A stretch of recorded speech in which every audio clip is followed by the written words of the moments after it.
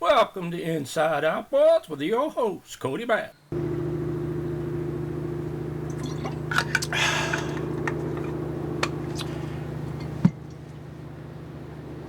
Hello everybody, welcome back to the channel. I've just had a lot going on. Today the temperature right now is about 39 degrees. And it's supposed to pick up, start blowing 25, 30, 35 tonight with rain.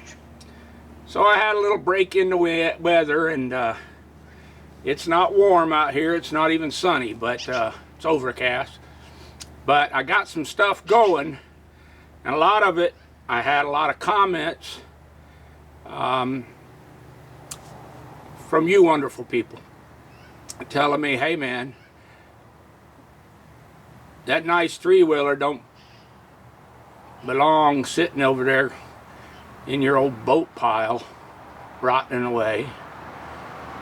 Then you said, well, if your ramrod was kept inside and so forth, it wouldn't be getting all rusty and everything, and maybe that fire wouldn't have happened. So I kind of took that to heart, because you're right. You're absolutely right. So I'm gonna show you some baby step measures and rectifying that kind of thing, and then I'll show you some other stuff. We just got a lot going, and yeah, so I want to say a big hello to all the new subscribers. Thank you for joining in here. And so I think summer's about to come to a close right up here. It's cold today, and yeah, once we get down below that 40, that 40, it normally don't take long to keep on pushing down, but we'll see. You never know.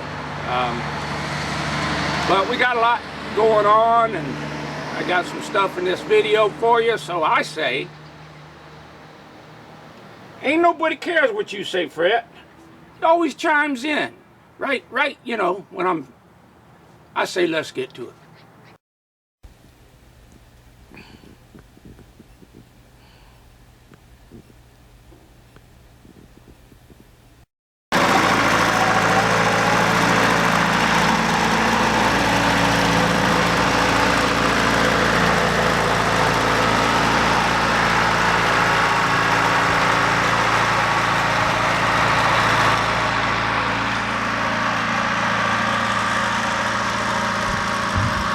You see, I got a nice space in there. And you say, why you got that space?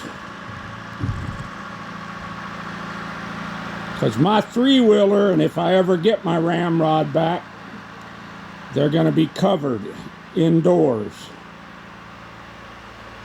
with this.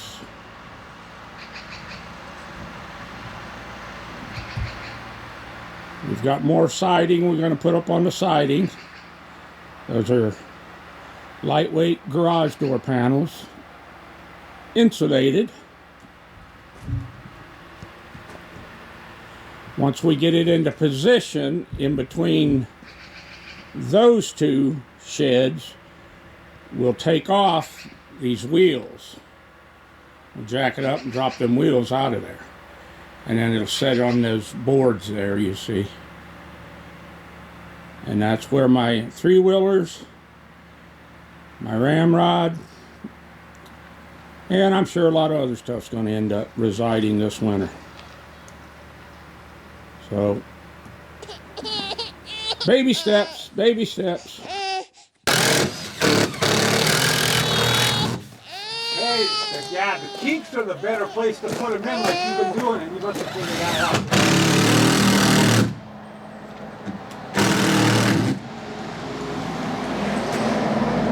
And the last one.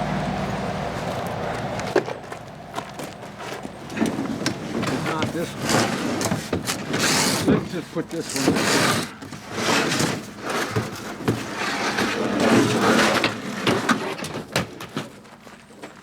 Okay, so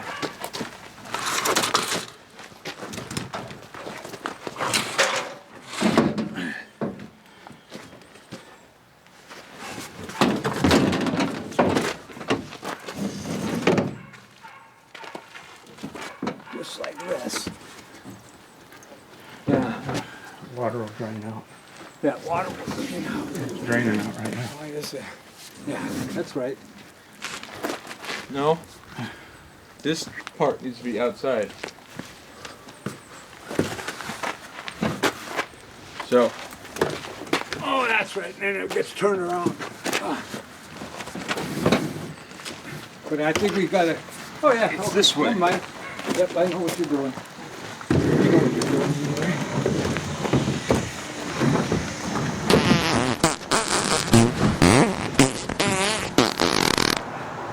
Oh no! Yeah. Hold on, this. Oh my! I'm caught on this. I need to come. Okay, there. Good. More. That's fine. That's fine. No, it's not. Oh, well, whatever. Yeah, we don't care. Okay, somebody grab the ladder and go up and put the screws in. We got it. Any more screws? It don't seem like There's around the corner, but here's one that'll get it. What'd you say?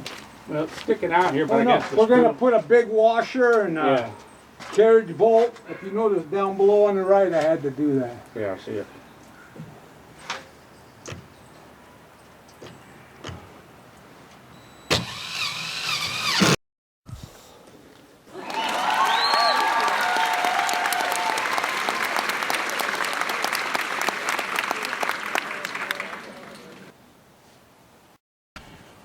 On the inside, it's going to have shelving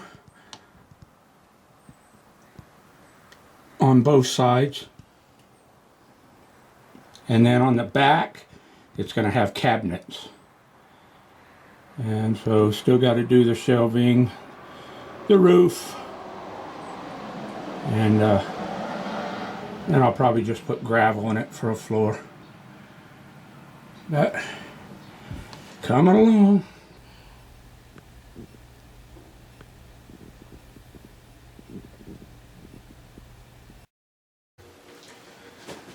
Well, I found this jewel of a guitar in the garbage. It's a Yamaha F310, nothing, you know, special. A beginner guitar, and it's got some beautiful artwork somebody did on it. Little carving on the back. Right here, I don't know. Let's see if I can see what that says. No, I don't know what that's supposed to be. But like I said, it's nothing special. Entry level at best.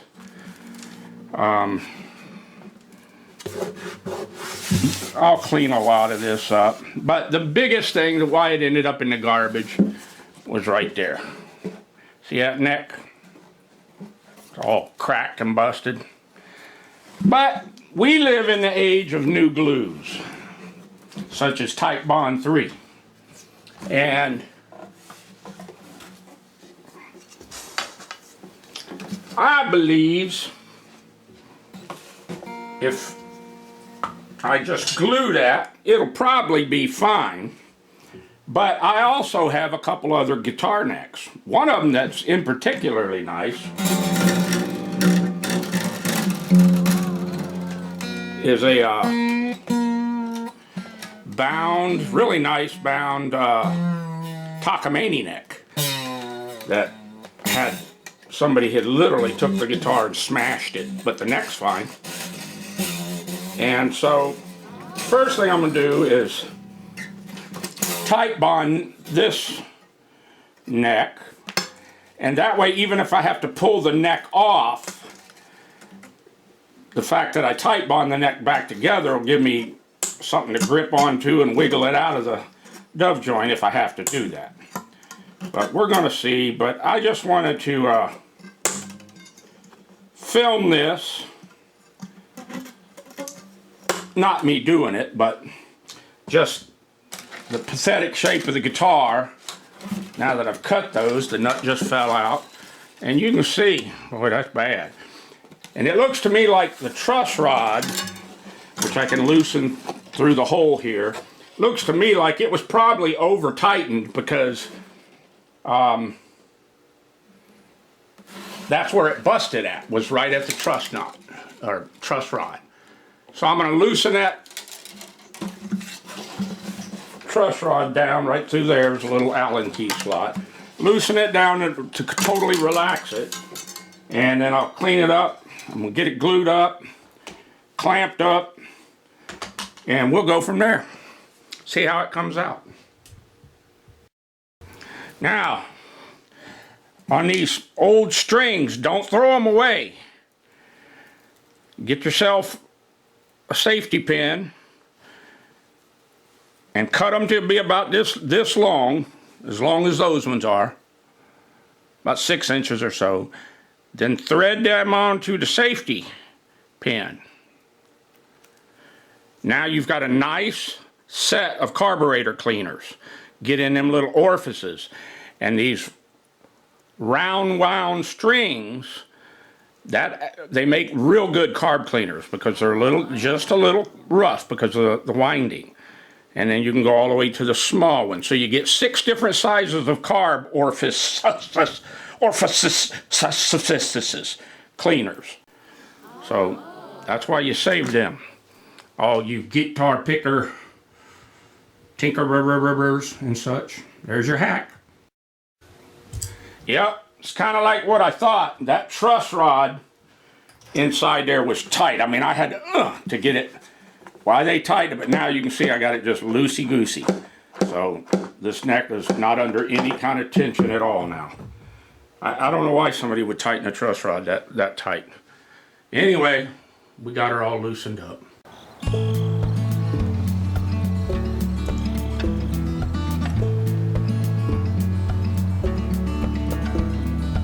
There's some raspberries in there too, but she seems to be concentrating on the currant berries because the currant berries kind of grow under the leaves.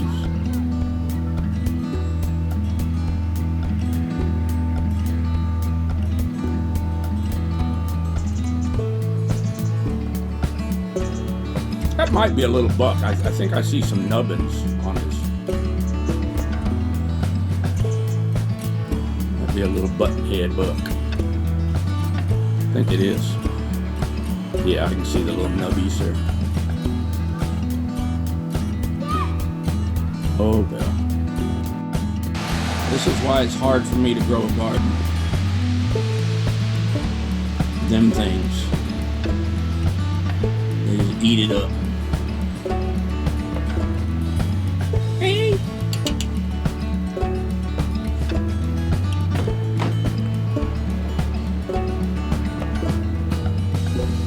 Yep.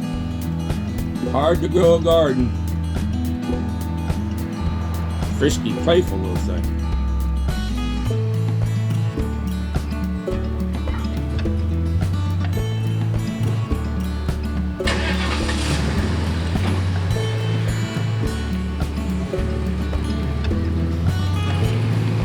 I don't know how much he's eating of my garden, but he's eating the currant berries right now.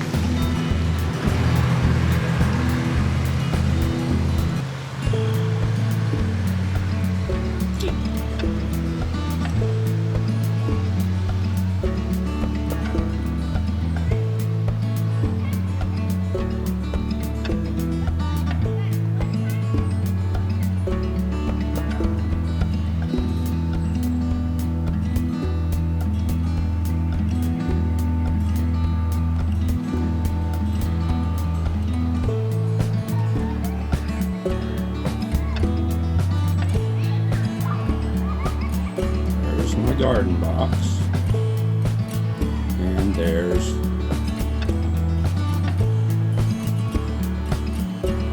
what makes it very hard to have a garden.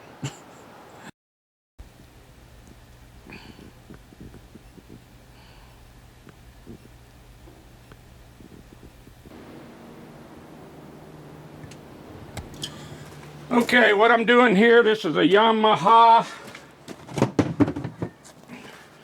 9.9. I'm taking this carburetor off here. The guy said it got some water in it. So I'm just going to remove it. And I'll open it up and go from there, because I don't know what it's going to be inside. Just because he said it got some water. Yeah, you guys know. You know what I'm talking about.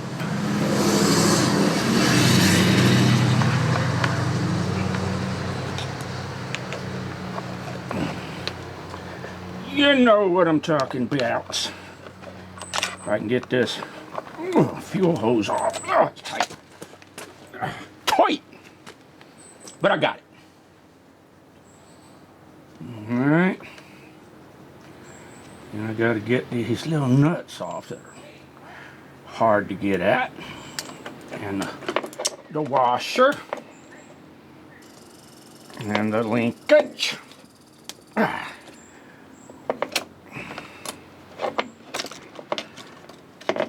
And this was a motor. I'm trying not to lose all my stuff. Somewhere in there I lost the lock washer, but I got everything else. This is one that I put this jury-rigged homemade choke on. And it worked as far as I know. But I don't know if I'm going to go back with that. But that apparatus will come off with just a couple of screws. The whole little intake there will come off. Then I just got to open this carburetor up and see what we'll get. Could be anything.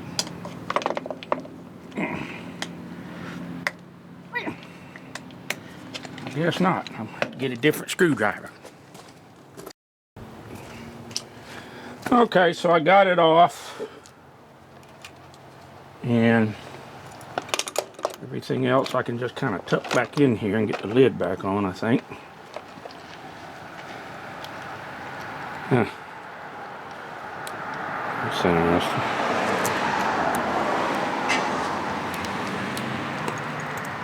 What was that? Oh, the gasket. Well, I just have to open it up. I'm sure it's going to have to go in the soak in the ultrasonic cleaner. We'll see. All right, let's see what this. Let's see what this old Yamaha Carburetor looks like inside.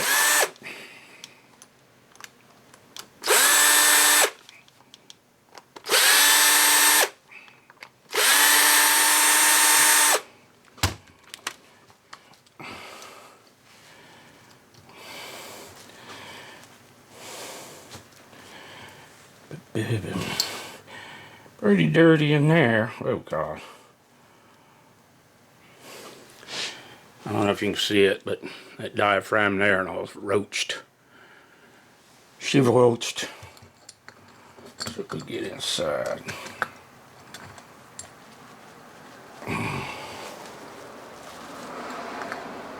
See what we get in the innards. Yeah. Where you at? Where you at? Where you at? Right there will do. Down in that corner right there. See all that? So I'm sure the passages in this, well, I dumped it out, but anyway, it's full of yuck in there.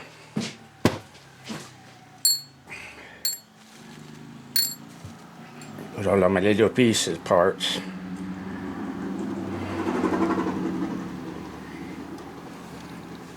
Yeah, she's pretty bad. Really dry and kind of rusty in there. Yes, it is. So, what I'm thinking...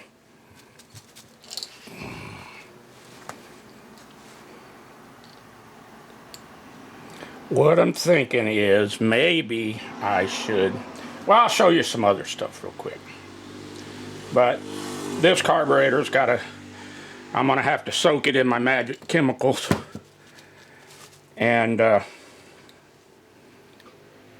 yeah. And I'm gonna have to take it down as far as I can.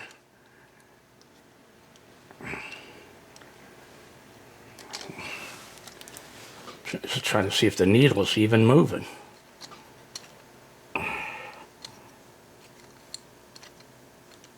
I think it is. But everything's just super dry on it and grody. But, see, you always got to have plan B. Well, I got a plan B.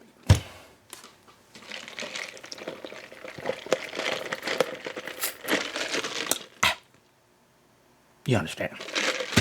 But I want to show you some stuff on this motor. So let's go back outside for a minute.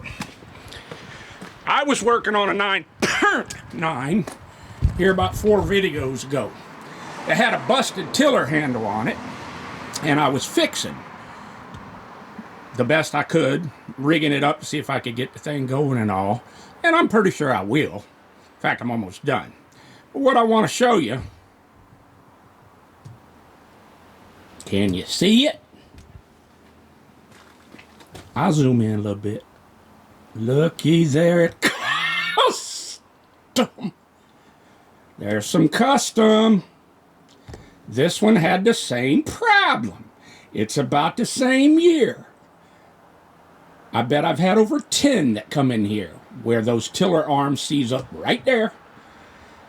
And this one did the same thing. And this was their fix for it. Let me zoom back out a little bit now.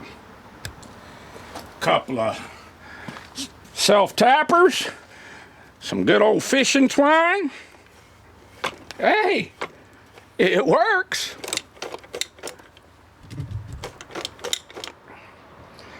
So, there it is right there. Same thing I was working on about 4 videos ago. Same thing I'm still working on. But this motor, the guy actually uses it, and he's a friend of mine. And they live kind of remote. Well, no, they don't. They live very remote. And so I'm thinking, what's the best way I can quickly get him back going? I show you. Okay, you remember this guy here? I was working on it. Same problem as that other one. Tiller handle broke. But I'm going to work up a little better solution. So I say I am. Ugh. And, oh, I got to drill a hole through that yet. That's going to go through there, be bolted on. I think it'll be a little better. And I saved the throttle cable, and that works just fine. Then I put this little piece on here. I'm just going to round it, sand it, and then I'll drill through here, put a nylock with a lock washer and a flat washer. It ought to work. And I started this engine already before I started any of this stuff. I made sure the engine ran good. And it does. Now, you say, what kind of engine is that? That's Yamaha.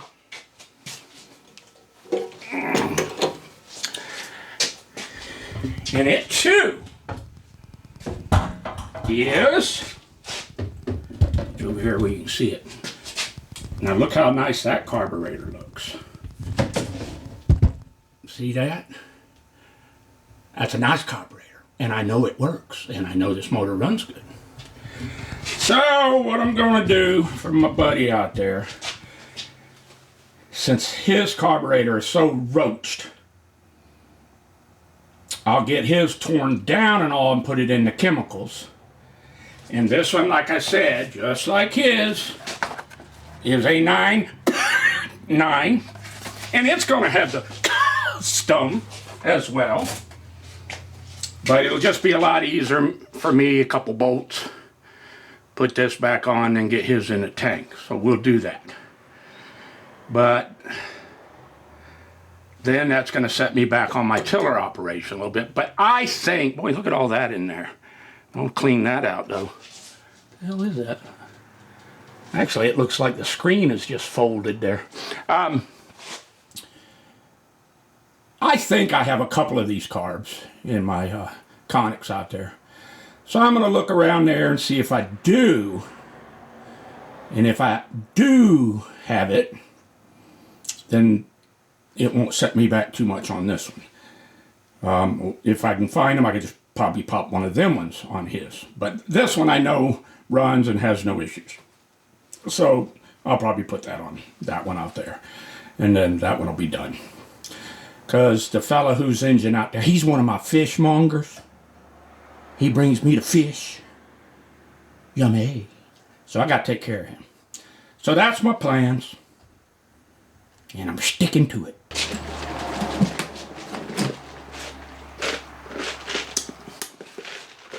Iced tea. I've got to have a spot of tea once in a while. Well,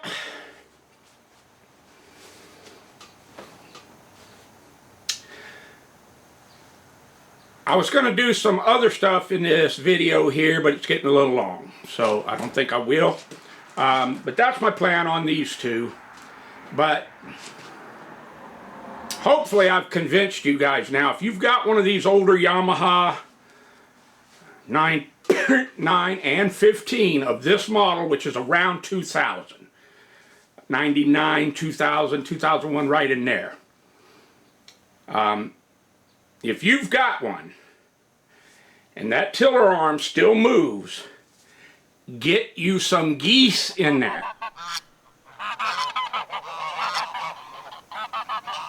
You understand?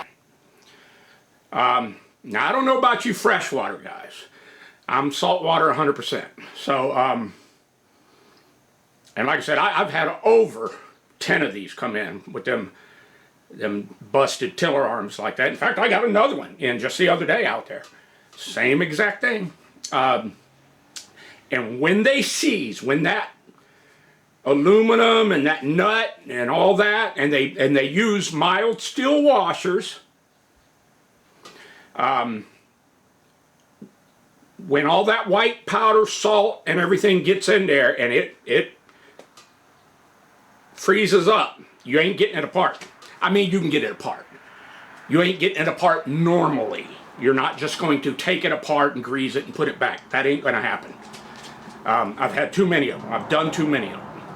I've tried everything I know. All the good chemicals, the heat, the air guns, everything. I'm 10 for 10. I've never got one apart. So that's why I've been messing with this one. And I'm in no hurry with this one because I've actually been trying different things, and I wasn't going to finish the video until I had somewhat success. Something that I go, okay, it can be done. And then go back and look at this video, and then watch this video, and we'll go from there.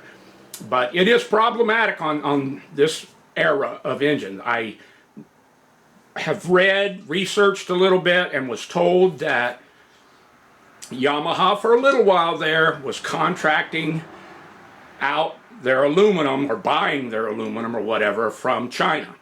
And they had nothing but problems right around that area. And I don't think it's just with the smaller engines. I think some of their big ones.